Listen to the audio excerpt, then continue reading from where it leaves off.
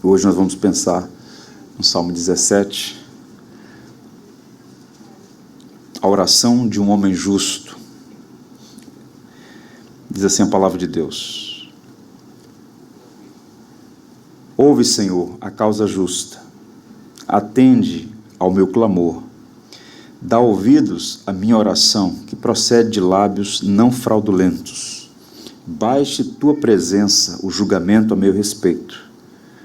Os teus olhos veem com equidade, sondas-me o coração. De noite me visitas, provas-me no fogo e iniquidade nenhuma encontrarás em mim. A minha boca não transgride. Quantas ações dos homens, pela palavra dos teus lábios, eu me tenho guardado dos caminhos do violento. Os meus passos se afizeram às tuas veredas, os meus pés não resvalaram. Eu te invoco, ó Deus, pois tu me respondes. Inclina-me os ouvidos e acode às minhas palavras. Mostra as maravilhas da tua bondade, ó Salvador, dos que a tua destra buscam refúgio, dos que se levantam contra eles.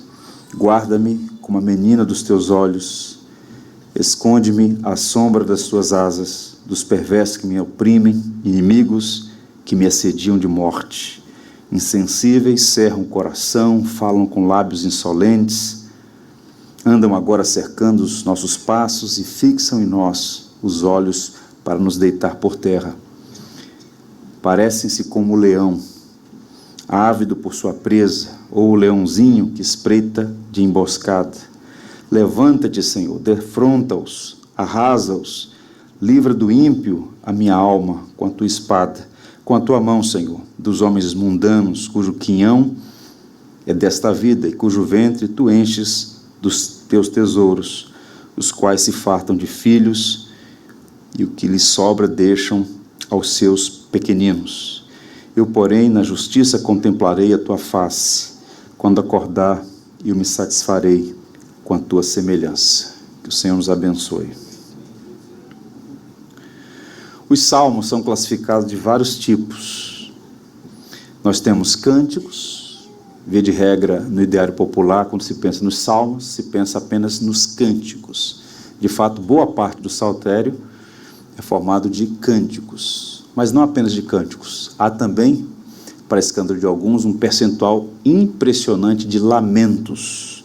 Cânticos, lamentos, salmos de gratidão, salmos de arrependimento, chamado por vezes de salmos penitenciais, salmos de confiança, salmos de sabedoria e salmos messiânicos. Em linhas gerais, são essas as classificações.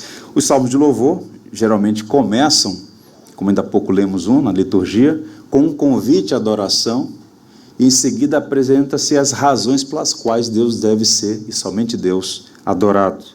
Os salmos de lamento, que é diferente de murmuração, são salmos que expressam angústia, tristeza, uma perplexidade, o desabafar do coração. Pode ser um salmo tanto individual quanto um salmo nacional, a nação inteira lamentando diante de Deus.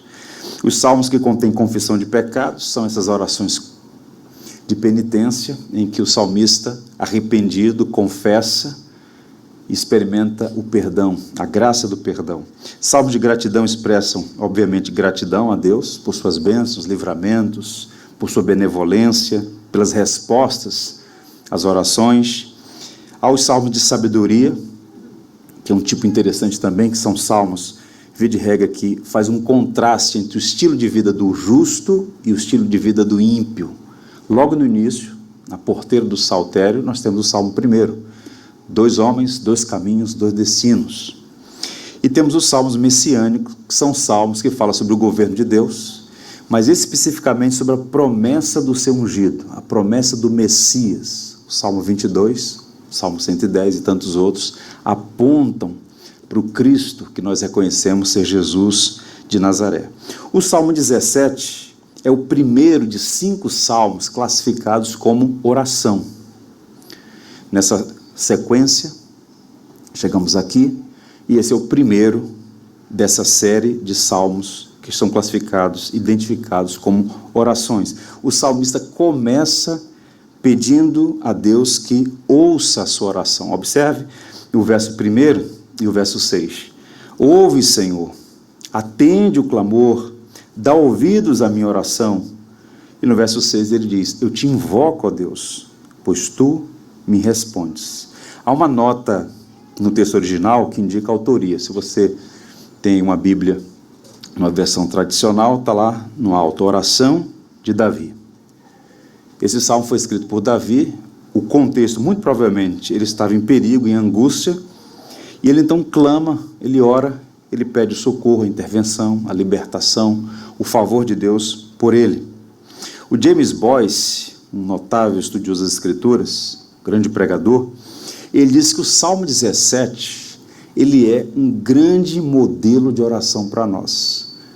Eu confesso aos irmãos que no primeiro momento a gente faz a leitura desse Salmo, parece que não tem uma estrutura, parece que é meio solto assim as falas dele, aquelas imprecações no final. Como que esse Salmo pode ser um modelo de oração? E o argumento é, esse Salmo nos ensina a orar biblicamente, ele tem uma estrutura. Davi não apenas deseja ou necessita algo, mas ele estrutura a sua oração com argumentos. Se tem uma coisa que a igreja evangélica precisa recuperar, é a arte de orar. Orar consistentemente, orar biblicamente, orar respaldado nas Escrituras e na tradição cristã. Eu sempre costumo pensar na oração não como uma trilha, mas como uma rodovia. Uma trilha é um lugar, um caminho, pelo qual poucas pessoas passam. A rodovia tem fluxo. Então, quando você está orando, você está fazendo o caminho que muitos outros fizeram antes de você. Então, é sábio aprender com aqueles que nos precederam na fé e aqueles que, em particular, se destacaram na arte de orar. E um homem, sem sombra de dúvida alguma, que era praticante da oração, era Davi. Tinha nódoas, fraquezas, algumas muito tristes, mas certamente era um homem de oração. O Charles Spurgeon, falando sobre Davi e o ministério da oração, ele disse: Davi não seria um homem segundo o coração de Deus se não fosse um homem de oração. Ele foi um mestre na sagrada arte de suplicar. Qual é o contexto a partir do qual Davi escreve esse salmo? Nós não podemos precisar, mas é muito provável que o contexto seja a perseguição que Davi estava enfrentando da parte de Saul e seu exército. Davi foi alvo de ciúmes, de inveja, de calúnias, e havia uma conspiração para matar Davi. E é muito provável que ele compôs esse salmo num contexto em que ele está se sentindo acuado, acurralado, e ele pede então intervenção, socorro de Deus em seu favor. E essa oração, para sermos aqui, digamos, didáticos, podemos dividi-la em 3 partes. Cada uma delas começa com Davi se dirigindo a Deus. Percebam, o salmo inteiro é uma oração, mas existe uma estrutura que fica evidente nos momentos específicos em que Davi se dirige diretamente a Deus. Qual é a estrutura? No verso 1, ouve, Senhor. No verso mais à frente, no 7, eu te invoco, ó Deus, verso 6, perdão, e no verso 13, quando ele diz, levanta-te, Senhor. Então, ele está se dirigindo a Deus no verso 1, 6 e 13. E esse salmo contém 3 pedidos, uma oração com 3 pedidos. Eu queria a sua atenção para a gente examinar o texto e buscar aqui algumas aplicações oportunas, necessárias para o nosso tempo, para a nossa vida. Seja Deus gracioso, nos abençoe nisso. A primeira petição aqui, eu diria, é um apelo por justificação. A estrutura dos versos 1 a 5 apontam para isso. Vejam. Ouve, Senhor, a causa justa. Atende ao meu clamor. Dá ouvidos à minha oração, que procede de lábios não fraudulentos. Baixe de tua presença o julgamento a meu respeito. Os teus olhos veem com equidade. Sondas meu coração. De noite me visitas, prova-me no fogo. Iniquidade nenhuma encontras em mim. A minha boca não transgride. Quanto às ações dos homens, pela palavra dos teus lábios, eu me tenho guardado dos caminhos do violento. Os meus passos se afizeram às tuas veredas, os meus pés não resvalaram. Ele está falando aqui, levantando o cenário, homens perversos e lábios mentirosos se levantaram contra ele. Volto a dizer, muito provavelmente, o contexto é a perseguição liderada por Saul e outros homens mais, que estavam dominados por inveja, por ciúme e outros sentimentos malignos. E então Davi pede a Deus que seja o juiz, que Deus possa arbitrar, que faça o julgamento dele diante dos seus algozes, diante dos seus acusadores. Então os versos 1 a 5 apresentam esse apelo de Davi em favor da verdade. Veja como são as coisas. Davi vai fazer aqui nessa passagem afirmações muito ousadas. Se o Senhor sondar meu coração, você não vai encontrar erro. Nesse caso específico, Davi está dizendo, eu sou inocente. É um apelo por justificação. Eu sou acusado de algo que eu não cometi. Seu argumento é impressionante porque ele declara a sua inocência e se coloca acima de qualquer suspeita. Davi alega inocência e suplica por justificação. Ou seja, seu desejo é que ele seja absolvido perante o tribunal do próprio Deus. O Senhor julga com equidade. O Senhor sonda o coração. O Senhor prova. Eu não cometi crime algum. Eu estou sendo acusado, mas essas acusações são falsas. Por isso eu peço que o Senhor me justifique, que o Senhor me absolva desses crimes dos quais eu sou acusado. A linguagem indica, portanto, um ambiente forense. Olha a linguagem, isso aqui é de um tribunal. Causa justa, julgamento a meu respeito, iniquidades não encontras em mim. Na versão NVI, que é a nova versão internacional, está assim, tu me sondas e nada encontras. Ou seja, nada consta. Estou livre. A partir do teu próprio julgamento. Os juízes humanos podem falhar no seu julgamento, e muitas vezes falham. Mas o Senhor sonda o coração, o Senhor prova, o Senhor tem todos os dados, porque o Senhor vê o coração e o Senhor sabe que eu sou inocente dessas acusações. Então o Salmo começa e termina com um conceito de justiça. Davi está seguro de que é inocente das acusações que fizeram contra ele. Ele alega inocência, mas ele faz de uma forma muito ousada. Porque observa o verso 3. Sondas-me o coração, de noite me visitas, prova-me no fogo e iniquidade nenhuma encontras em mim. A minha boca não transgride. Ele usa no verso 3 dois verbos que eram próprios desde aquela época do ambiente da metalurgia. Quais são os verbos? Vejam aí. Provar, sondar e provar. A ideia aqui é, se eu for colocado no fogo, você vai ver que não há impurezas. Ele está fazendo, portanto, uma defesa, uma oração com argumento, que naqueles juízos, naquelas acusações que estavam fazendo contra ele, ele era inocente. E ele invoca, portanto, a Deus como papel de juiz para inocentá-lo, para justificá-lo diante daquelas acusações. Há um estudioso chamado Hurtado, ele faz um comentário que eu acho pertinente, porque no primeiro momento sou estranho alguém fazer uma defesa de si, dizendo que não transgride, que é inocente. Parece que Davi está, em linhas gerais aqui, até argumentando, está acima dos demais, que não tem pecado, mas não esse é o ponto. Ele está sendo acusado até de uma conspiração contra o Estado, e ele então argumenta que ele é inocente, e ele pede para que o Senhor faça justiça, e que se o Senhor fizer uma leitura, você vai observar que ele não tem nenhuma culpa naquilo. Hurtado então comenta assim, esse tipo de protesto é comum no saltério. Essas não devem ser entendidas como reivindicações de justiça pessoal e perfeição impecável. São afirmações de escritores que eram essencialmente devotados a Deus, era o caso de Davi, que eram inocentes das acusações caluniosas de seus inimigos e daí eram, portanto, dignos de confiança. Então Davi está argumentando aqui que ele é, nesse caso específico, alguém inocente, ele pede que seja justificado, ele pede absolvição.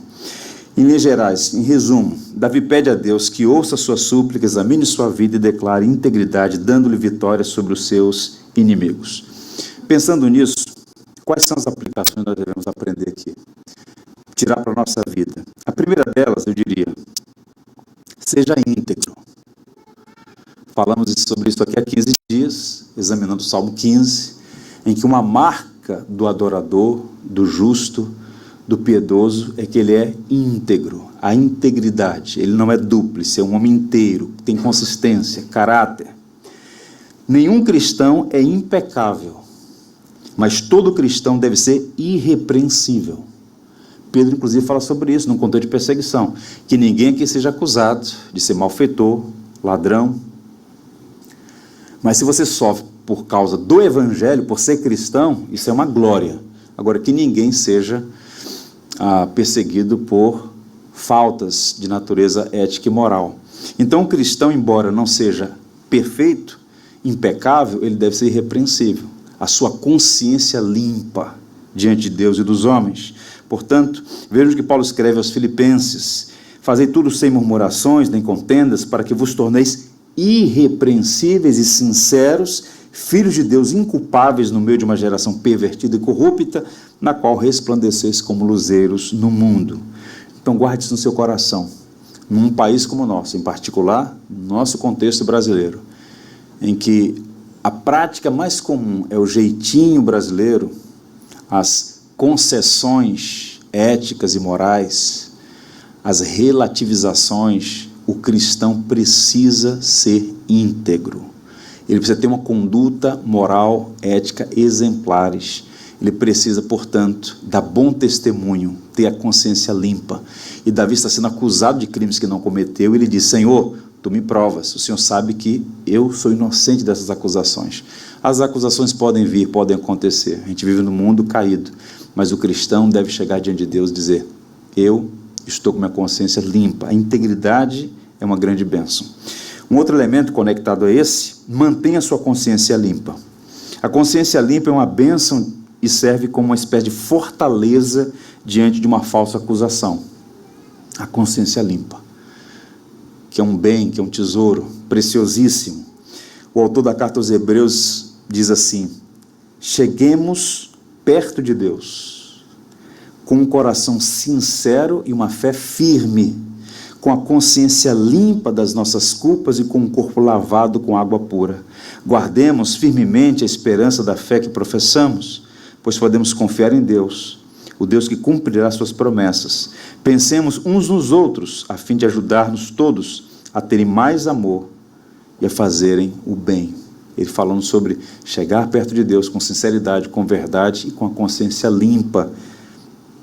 E outra coisa importante também, uma terceira aplicação: entregue sua causa ao Senhor, pois Ele fará justiça. Quem sofre alguma injustiça é tentado a resolver as coisas do seu jeito e a seu tempo, não é verdade? Esse senso de justiça presente em nós como um elemento da própria imagem de Deus em suas criaturas, isso precisa ser muito bem lidado para não incorrer em erros. Tiago diz que a ira dos homens não produz a justiça de Deus. Então é preciso entregar nossa causa ao Senhor, pois Ele fará justiça. Enquanto estava pensando nisso, lembrei daquela obra clássica de Alexandre Dumas, O Conde de Monte Cristo. Edmond Dantès envolvido naquela sorte da conspiração, acusado de um crime que não cometeu, e ele então é levado para o temível Castelo d'If. Quem entrava ali não saía mais. E então, quando ele chega, ele é recebido pelo carcereiro, e o carcereiro então observa que ao entrar naquela cela, toda de pedras, há uma frase gravada na parede: Deus me fará justiça. E o Dantès observa a frase, e o carcereiro então diz para ele: não se preocupe, o Criador não vê nada do que está acontecendo aqui. Na verdade, nessa época do ano, o Criador tira férias e não aparece aqui na França. E então Dantès, que tem um lastro na tradição cristã, diz: não, o Criador vê tudo, o Criador está aqui, o Criador se importa. E então o carcereiro diz assim: vamos fazer um trato. Eu vou começar a te bater, e quando o Criador aparecer, eu paro. Ele fica preso, passam-se alguns anos, e parece que a injustiça triunfou, até que entra na cela o Abade Faria. O Abade Faria é um personagem interessante naquele livro, e no filme, curiosamente, também, porque inadvertidamente o planejamento dele é fugir mas ele acaba saindo na cela do Dante e se torna um professor, um mestre, um tutor, um mentor. Muitas preciosas lições são dadas ali ao Dante. E na última cena, antes daquele abade falecer, ele diz assim para o Dante: aqui está a sua lição final. Não cometa o crime pelo qual você agora está cumprindo pena. Deus diz em sua palavra: a vingança é minha. E então Dante diz: mas não acredito mais em Deus. E o abade diz: não importa. Deus existe, Ele está de olho em você. Portanto, irmãos, nós vivemos em um mundo marcado por injustiças e a aparente demora de Deus em fazer justiça no mundo tem sido um laço. Algumas pessoas caem na amargura, no ceticismo, no cinismo. Algumas caem no pântano da amargura e no abismo da vingança. Mas o que a Bíblia ensina para nós? Ouçamos a palavra do apóstolo Paulo, que viveu muitas injustiças, experimentou muitas injustiças. Amados, jamais procurai vingar-vos a vós mesmos, mas entregai a ira a Deus, pois está escrito: minha é a vingança, eu retribuirei, declarou o Senhor.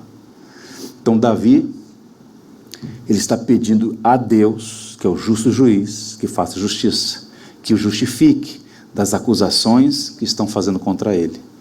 E quando a gente olha a Bíblia como um todo, esse é um princípio inalienável. A Deus pertence a vingança.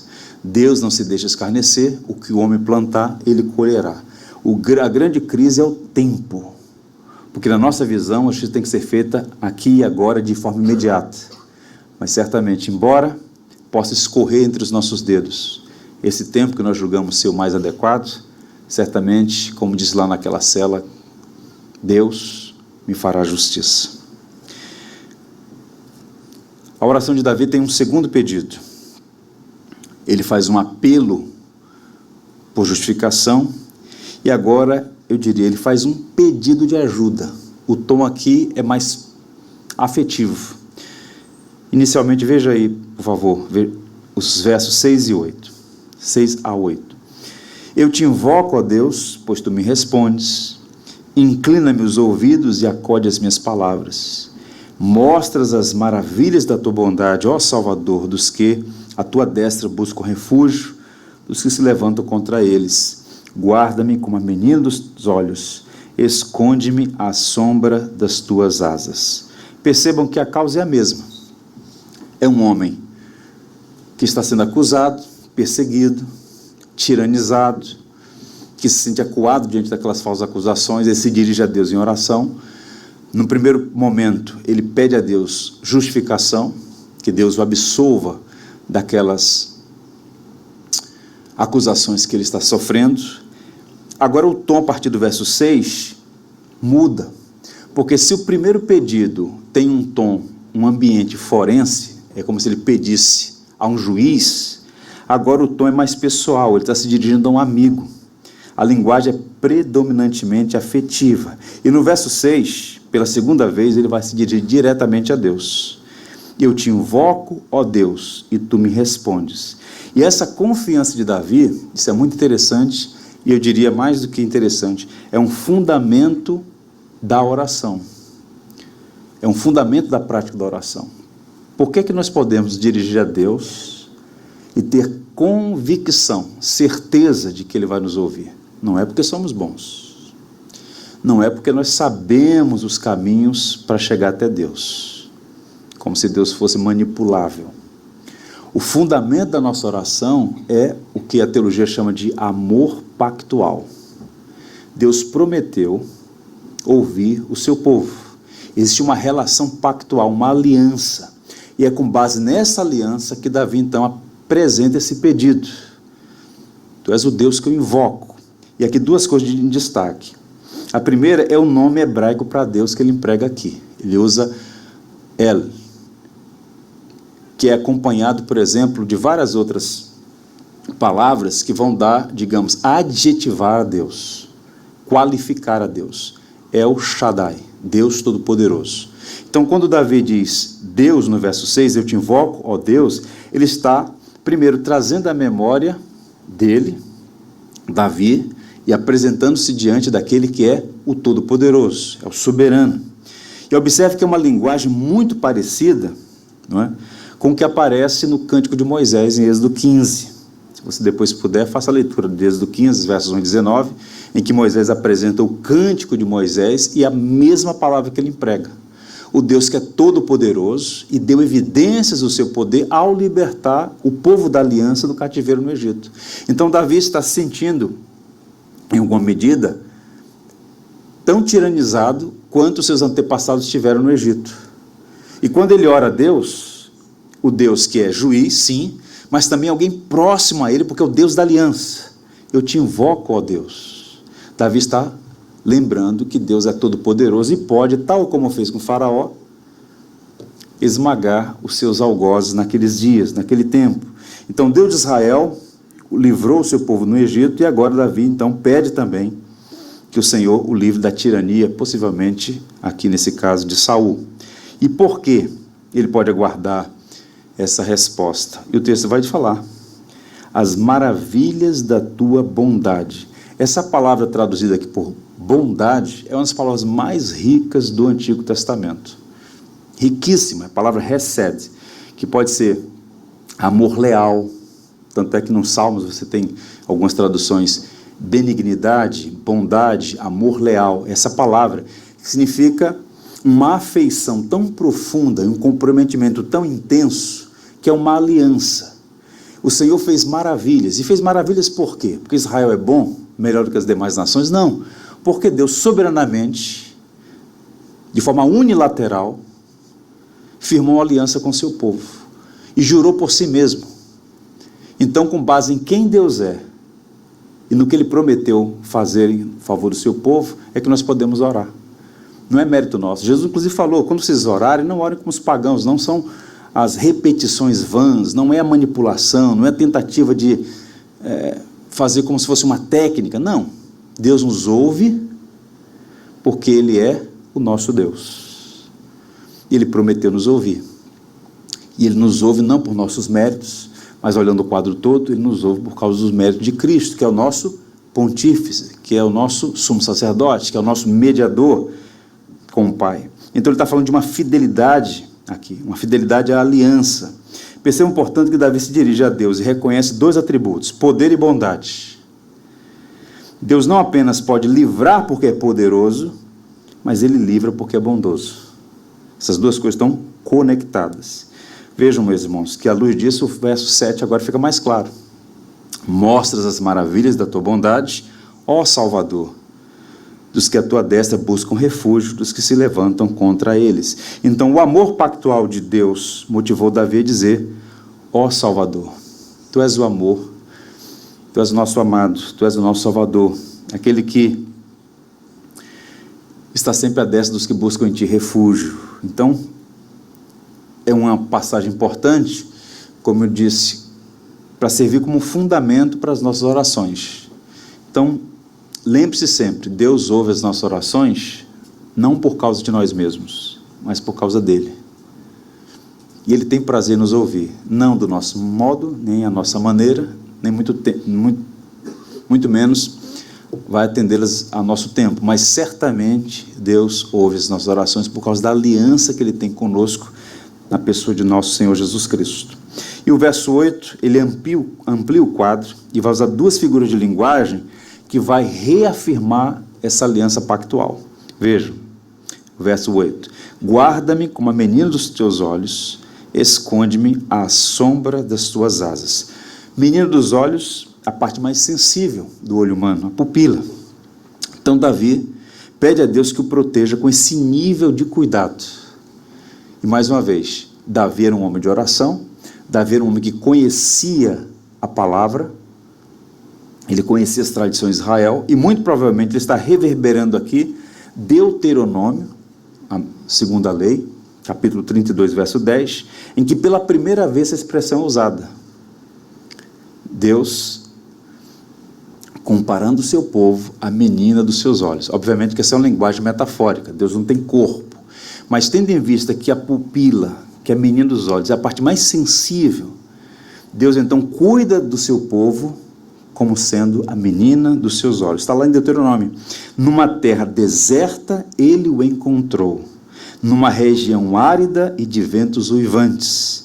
Ele o protegeu e dele cuidou, guardando-o como a menina dos seus olhos. E agora, quando ele vai orar, o que ele faz? Ele cita a Bíblia. Orar não é inventar palavras, é reverberar as Escrituras. Por isso, quanto mais encharcado de Bíblia você estiver, mais suas orações serão bíblicas. E o saltério é um grande instrumento pedagógico para nós, usar a linguagem dos salmos. Não sabe o que falar? Use as palavras do salmo, como sendo suas palavras. Não de forma irrefletida, muito pelo contrário, de forma consciente, consistente. A linguagem bíblica é o melhor recurso para nós orarmos. Então ele fala do povo de Deus como menino dos olhos do Senhor, e também ele pede para que ele seja guardado à sombra das suas asas. Essa também é uma linguagem que aparece em Deuteronômio. No verso subsequente, no verso 11 é dito: como a águia que desperta sua ninhada, paira sobre os seus filhotes, e depois estende as asas para apanhá-los, levando-os sobre elas. É assim que o Senhor faz. Ele cuida do seu povo como essa ave que, sob as suas asas, protege os seus filhotinhos. O próprio Cristo usou essa linguagem em relação a Jerusalém, como era desejo dele, proteger Jerusalém como uma galinha cuida dos seus pintinhos sob as suas asas. Essa é uma ideia de proteção, de cuidado terno, gracioso. Então percebam, por isso que esse segundo bloco, se o primeiro tem uma linguagem mais, digamos, técnica, uma linguagem de um ambiente judicial, forense, aqui é uma linguagem mais próxima, mais afetiva, é um pedido a um amigo, mais do que um amigo, a um pai, que seja protegido, cuidado. Davi então está abrindo seu coração para o Senhor. E a aplicação para nós aqui: lembre-se que o amor de Deus por você não se apoia em você, mas nele mesmo. Deus escolheu amá-lo, e a aliança da graça em Cristo é inviolável. Somos preciosos para Ele, podemos, portanto, descansar à sombra das suas asas. Não é bom saber disso, irmãos? Vou repetir: o amor de Deus por você não se apoia em você, mas em Deus, porque nós somos absolutamente frágeis. Ou como disse Osés, nosso amor é como o orvalho de manhã que cedo passa, inconstantes demais, emocionalmente limitados, inconstantes, mas o amor de Deus por nós é firme, é constante. A medida do amor de Deus é amar sem medida, disse Santo Agostinho. Então, quando nós entendemos isso, que nós somos amados apesar de nós, e que é maravilhoso saber disso como base para a nossa segurança como filhos de Deus, isso traz profunda paz ao nosso coração. A gente não vive aí nessa corda bamba, tentando fazer coisas para aumentar, supostamente aumentar, o amor de Deus por nós. E a prova de todas, a maior delas, é Cristo, crucificado naquela cruz em nosso favor. Estamos aí algumas semanas da Páscoa, a maior e a mais importante festa cristã, que rememora isso, né? O Cordeiro veio a este mundo para dar a sua vida como prova do seu amor e cumprir essa obra de redenção. Há um hino muito interessante sobre esse cuidado de Deus. O título é Deus Cuidará. São 3 estrofes. Deixa eu ler para os irmãos. Aflito e triste coração, Deus cuidará de ti. Por ti opera a sua mão, Deus cuidará de ti. Na dor cruel, na provação, Deus cuidará de ti. Socorro dá e proteção, Deus cuidará de ti. Sentes a fé vacilar? Deus cuidará de ti. Ao teu amor quer forças dar, Deus cuidará de ti. E o coro só diz isso: Deus cuidará de ti. Em cada dia proverá, sim, cuidará de ti. Deus cuidará de ti. Mais à frente, no Salmo 40, o último verso do Salmo 40, também escrito por Davi, ele diz assim: eu sou pobre e necessitado, porém o Senhor cuida de mim.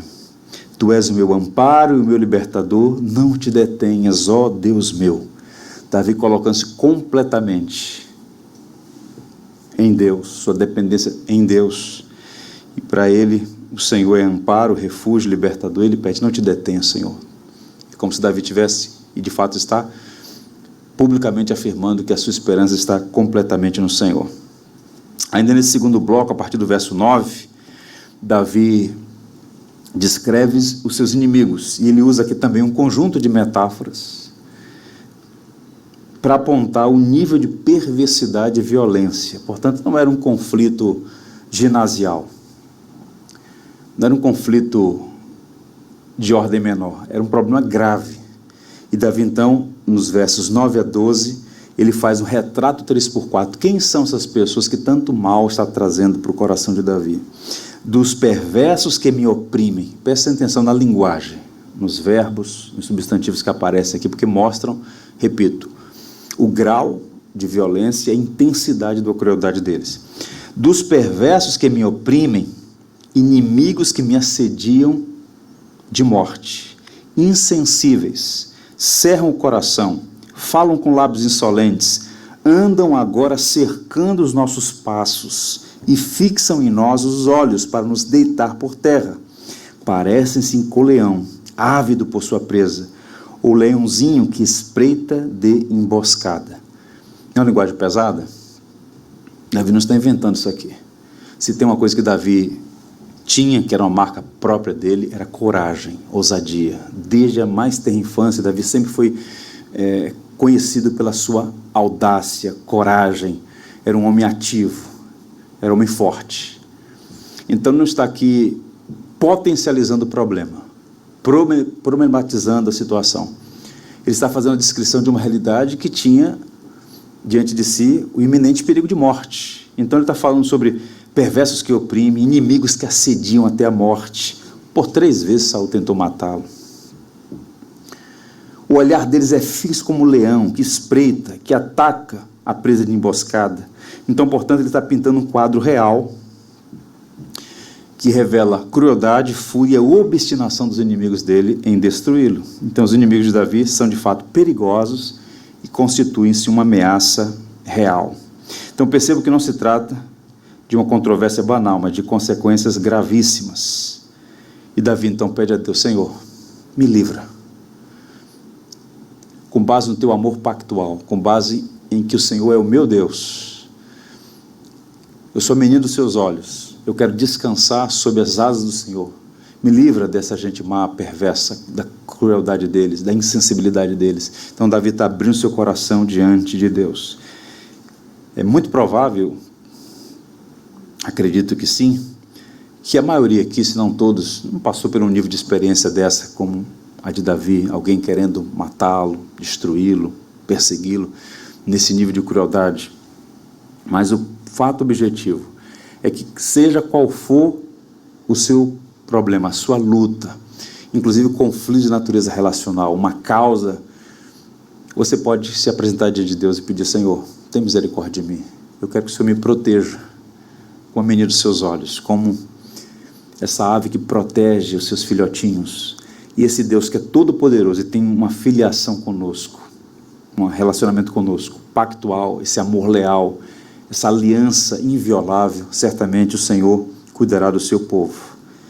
Um estudioso do Antigo Testamento disse: esse salmo serve como modelo para qualquer um que esteja sofrendo sem motivo aparente, particularmente aqueles que são assediados ou perseguidos por outros. Vejam como esse salmo é importante, sobretudo numa época como a nossa, em que essa escalada da tirania continua em curso no Ocidente. Eu já disse aos irmãos, e vou repetir, nós estamos num momento bem adverso, e eu acredito que essa escalada de hostilidade aos cristãos aumentará substancialmente nos próximos anos, e a gente precisa ter esse tipo de leitura, pedindo ao soberano Deus que proteja o seu povo e dê ao seu povo a graça de ser fiel, se necessário, até a morte, como ele disse ao seu povo ali naquelas igrejas no Apocalipse. Deus é um juiz que faz justiça e um amigo que está presente para socorrer.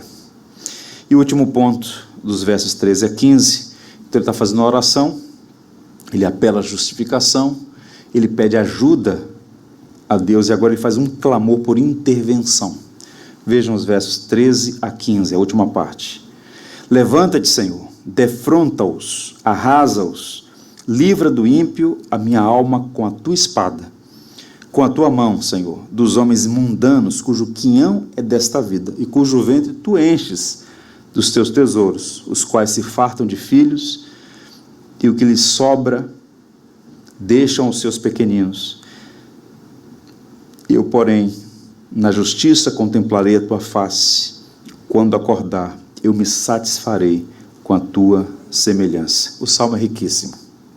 Vejam, primeiro ele usa uma linguagem forense, Davi apela a Deus como juiz. Depois ele usa um tom mais afetivo, que Deus o proteja sob as suas asas.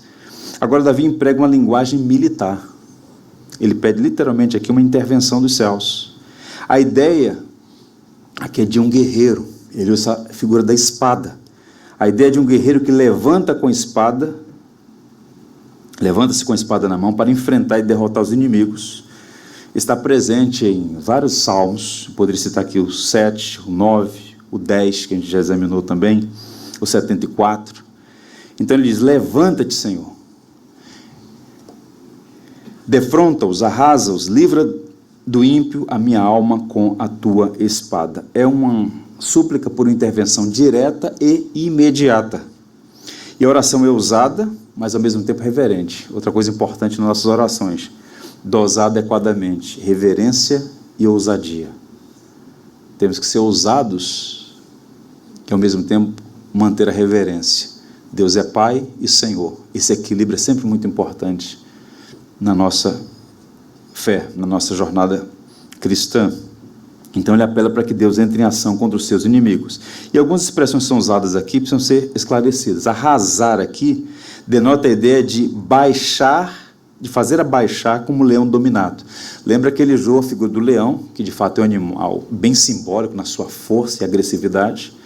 Então, tal como no Salmo 5, no Salmo 3, os inimigos de Davi se apresentavam como leões ferozes. E agora ele está pedindo arrasa-o, a ideia de fazer baixar a força e dominá-los. Então, que esse guerreiro faça essa intervenção e domine essas forças hostis. Portanto, a arrogância dos ímpios deve ser abatida por um poder maior. Então, Davi apela para Deus. Embora ele fosse habilidoso militar, um estrategista que se configurou como um dos grandes nomes daquela geração, Davi sabe que o poder que ele está enfrentando é maior do que ele mesmo. Por isso ele apela: levanta-te, Senhor, pedindo a intervenção dos céus em favor dele. Ele pede livramento do ímpio e passa a descrevê-lo. O verso 14 é uma descrição, tal como no bloco anterior, só que agora ele vai falar de algumas coisas aqui que são bem dissonantes, porque ele vai reconhecer que os ímpios que estão no seu encalço são abençoados por Deus.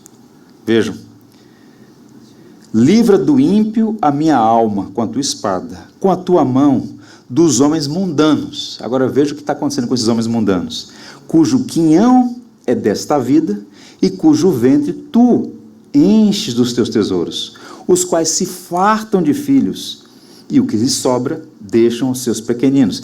Davi está falando da prosperidade dos ímpios, que pode ser e tem sido uma pedra de tropeço para muitos cristãos, para muitos crentes de modo geral, tanto no Antigo Testamento quanto agora.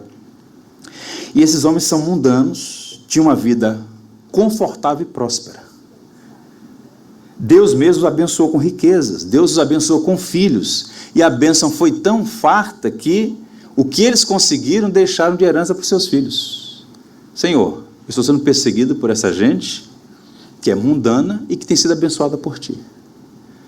Eles têm prosperidade, eles têm conforto, eles têm filhos, plural, que é um sinônimo de prosperidade, um homem com muitos filhos, e o Senhor tem dado tanto a eles, que é suficiente não apenas para si mesmos, mas eles deixam de herança para os seus filhos. Os inimigos são classificados como mundanos, e a prova disso é que vivem em função do tempo e não da eternidade, somente para o prazer temporário e não para a glória de Deus. E esse aqui é um grande detalhe: os ímpios por vezes abusam da benevolência de Deus, que a todos abençoa.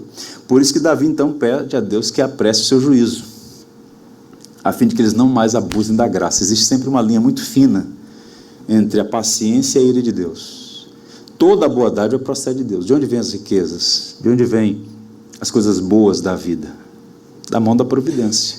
Só que Davi descreve esses homens como sendo mundanos, ou seja, pessoas que viviam por aqui e agora, sem nenhum senso de reverência e temor a Deus, e embora fossem alvos da benevolência e tivessem muito como sinal da graça comum de Deus, viviam como se Deus não existisse, a ponto de cometerem os abusos que estavam cometendo, nesse caso, promovendo injustiças contra Davi. Então ele está falando aqui sobre um tema muito atual, porque é sempre incômodo para nós, tal como foi para Asaf, ver gente piedosa, gente séria, gente ética, passando por tanta dificuldade, e por vezes a gente encontra pessoas que são absolutamente profanas, algumas delas, ímpias, no sentido ativo, né, de impiedade, de não ter nenhum senso de dever para com Deus, para com o próximo, e vivem uma vida nababesca, uma vida de muitos confortos, e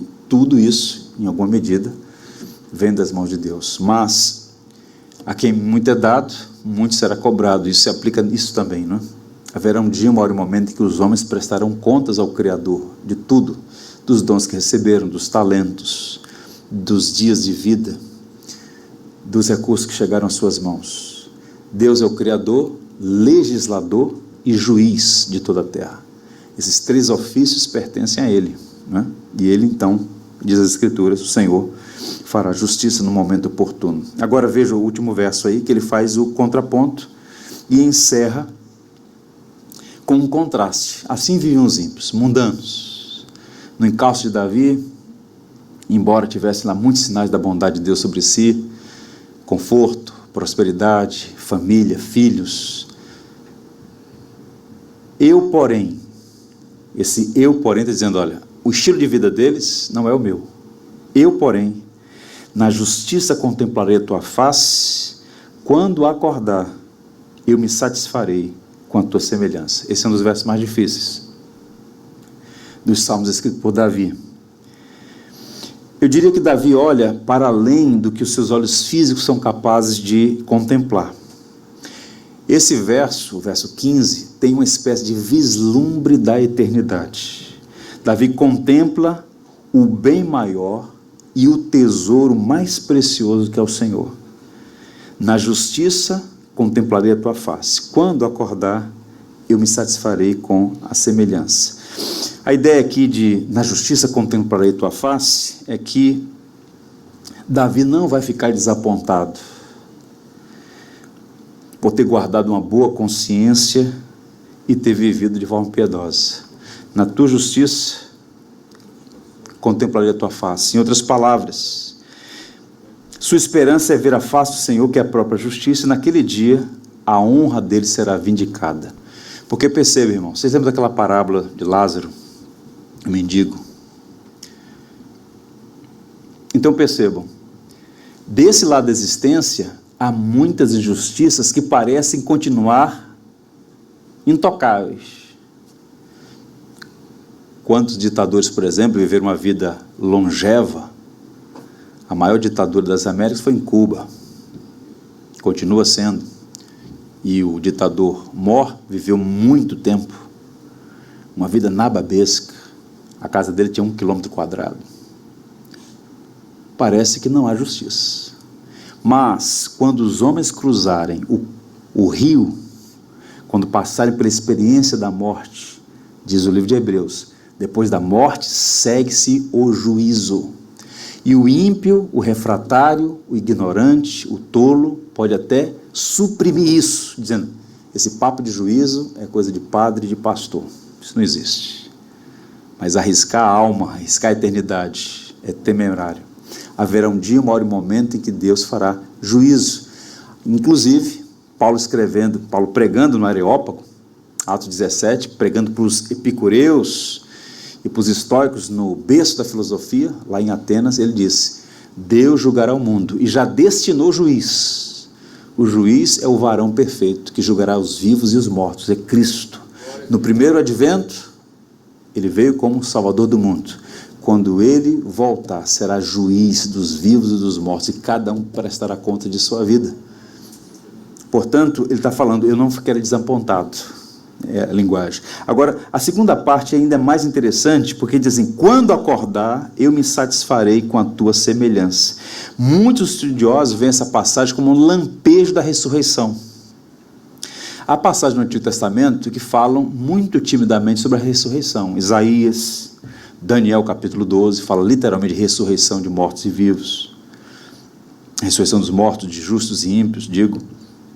Agora, a presença de Deus, ele está falando aqui, é alegria e satisfação. E como disse Jesus no Sermão da Montanha, os puros verão a Deus. Em resumo, é como se Davi estivesse dizendo o seguinte, nesse verso 15, eu faço aqui uma espécie de síntese, esse verso que é um verso difícil. Mesmo quando eu morrer, o Senhor não me abandonará, pois serei despertado e receberei um corpo glorificado. Verei a face do Senhor e ficarei satisfeito. Amém. Então, mesmo que você não seja vindicado, justificado, desse lado da existência, haverá um dia, uma hora e um momento em que o Senhor fará justiça. Então, Davi está com essa consciência. Ele pede que Deus faça agora, mas ele diz: na justiça contemplarei a tua face. Quando eu acordar, uma linguagem para a morte, eu me satisfarei a tua semelhança. Veremos face a face o nosso Salvador, e como disse João na primeira carta, capítulo 3, verso 2, veremos tal como ele é e seremos como ele, né? A obra será completa. Eu encerro fazendo duas coisas. Primeiro, lendo um comentário de Spurgeon desse texto, que eu achei pertinente e me edificou. Só se alegra com isso os salvos em Cristo. Spurgeon era um homem que se alegrava no Evangelho. Ele diz assim: quanta alegria contemplar a face de Deus com quem fomos reconciliados. A alegria desse encontro. A glória de Deus na face de Cristo nos rende o céu na terra e nos será o céu dos céus no futuro. Ele está falando sobre essa beatificação, desse estado de permanente glória e bem-aventurança, quando o reino for consumado, quando o Cordeiro for apresentado como Rei de todas as nações e todo joelho se dobrar diante dele e toda língua confessá-lo como Senhor. A aplicação final é esta, irmãos: a esperança cristã não se limita apenas a esta vida. Um dia veremos face a face o nosso Redentor e a nossa alegria será completa. Então, mesmo passando por dificuldades das mais variadas, nunca se esqueça disso. A esperança cristã é mais do que se pode ver ou tocar. Ela transcende céus e terra. E a comunhão com Deus é a bênção. E nós precisamos desfrutar dessa alegria aqui, como um prelúdio do que vamos experimentar no futuro. Eu diria que essa comunhão com Deus traz essa alegria para nós e ao mesmo tempo nos dá sabedoria para viver. Comunhão com Deus é uma fonte de sabedoria. Por isso a importância de ter, naquelas primeiras horas do dia, naqueles primeiros momentos do dia, o tempo com o Senhor, que vai nos preparar para os desafios daquele novo dia.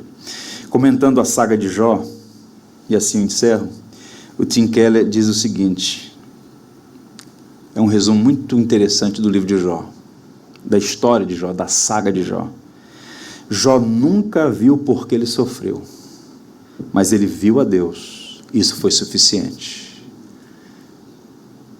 Que assim seja a nossa vida, que essa comunhão com o Senhor nos habilite a viver como homens justos, mulheres piedosas neste mundo cada vez mais hostil, e que Deus seja glorificado em nossa vida.